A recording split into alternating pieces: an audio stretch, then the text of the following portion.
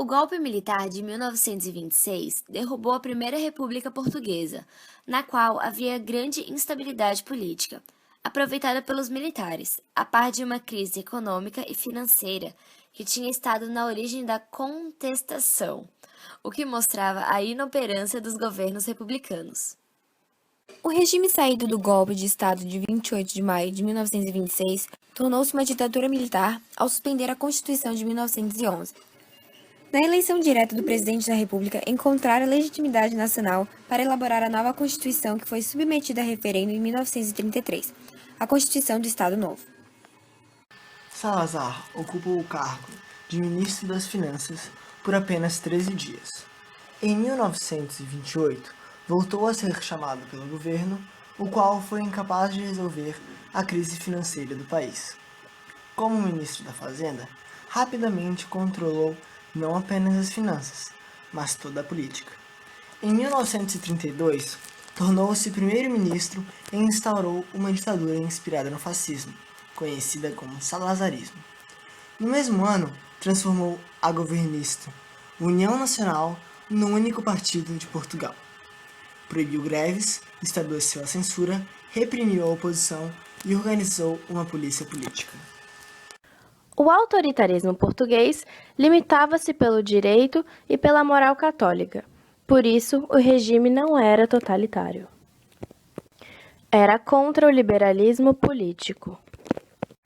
Neste regime, o governo tem o poder executivo e legislativo, e, por sua vez, os poderes do governo estão fortemente centralizados e reforçados nas mãos do presidente do Conselho dos Ministros, chefe do governo.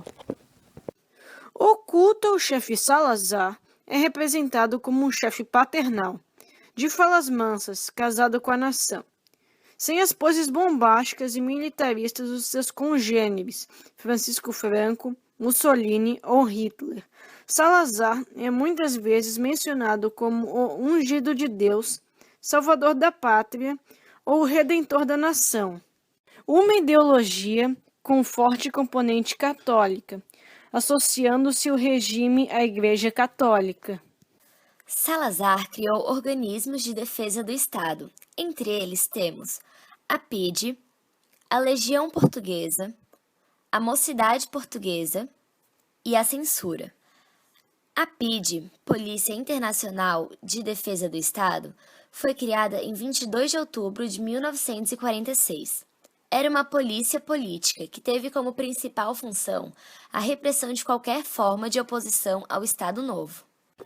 A Legião Portuguesa foi uma organização paramilitar, criada em 1936. Era conhecida como Grupo Paramilitar dos Camisas Castanhas e foi fundamental na sua subida ao poder em 1933 pelo partido de Salazar, o Partido Único. A cidade portuguesa foi fundada em 1936 e idealizada de acordo com os exemplos fascistas e nazistas. Esta preparava a juventude para o engrandecimento da nação. Ela foi uma das instituições novas tipicamente características do Estado. A censura era um serviço prévio às publicações periódicas, emissões de rádio e de televisão, e de fiscalização de publicações não periódicas, nacionais e estrangeiras, protegendo permanentemente a doutrina e ideologia do Estado Novo, e defendendo a moral e os bons costumes. Durante a Segunda Guerra Mundial, Portugal manteve-se neutro, apesar de sua afinidade ideológica com o eixo. Em 1958, o governo aboliu o direito ao voto. Logo depois, a recusa de Salazar em ceder independência às colônias africanas deu início a guerras de libertação em Angola, Moçambique e Guiné-Bissau. Em 1968, Salazar sofreu um derrame cerebral e foi afastado do poder. Morreu 2 anos depois, em Lisboa. O fim do salazarismo só aconteceu com a Revolução dos Cravos, em 25 de abril de 1974. A luta do povo português contra o salazarismo e a guerra colonial converteu-se num poderoso movimento de massas, abrangendo todas as classes e setores da vida nacional, mas, sobretudo, as mais desfavorecidas que tiveram que aguentar 4 anos de serviço militar, 2 deles nas colônias de Portugal, em plena guerra por sua independência. Nos últimos meses de 1973 e nos primeiros de 1974, o movimento popular de massas desenvolveu-se com toda a força em todas as frentes. A primeira grande frente de luta popular contra a ditadura foi o movimento trabalhador. A repressão caía violentamente sobre ele. Nunca, porém, o salazarismo conseguiu liquidar e abafar a organização e a luta desse grupo.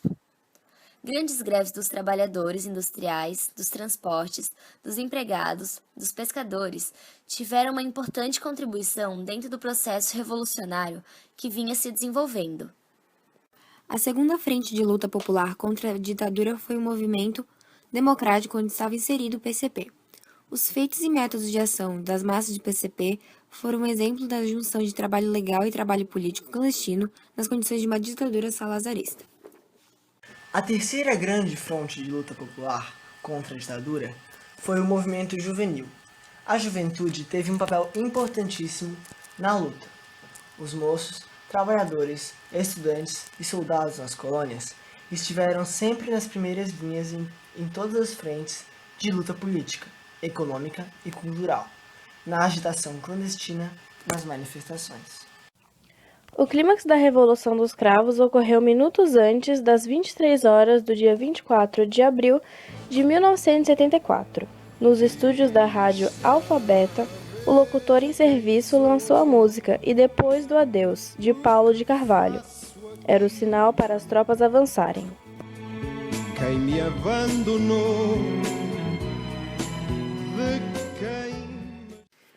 À 00:20, já no dia 25, a segunda senha, Grândola Vila Morena, de José Afonso, toca na Rádio Renascença.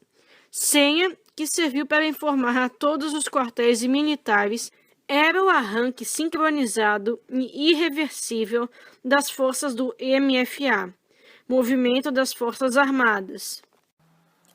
Vendedoras de flores do Rócio, Praça Central de Lisboa, colocaram cravos vermelhos nos fuzis dos militares. Sem disparar praticamente um tiro, os militares ocuparam as ruas para derrubar o regime ditatorial e foram saudados com festa pela população. O movimento estava baseado em 3 Ds: democratização, descolonização e desenvolvimento. A revolta militar foi uma consequência do isolamento, empobrecimento e dos 13 anos de guerra colonial, em que os portugueses enfrentaram os movimentos de libertação nas suas colônias: Angola, Moçambique, Guiné-Bissau, Cabo Verde, São Tomé e Príncipe e Timor-Leste. Com a Revolução dos Cravos, os portugueses recuperaram sua liberdade de opinião, de expressão e de imprensa. Esqueci, perguntei por mim, quis saber de nós, mas o mar não me traz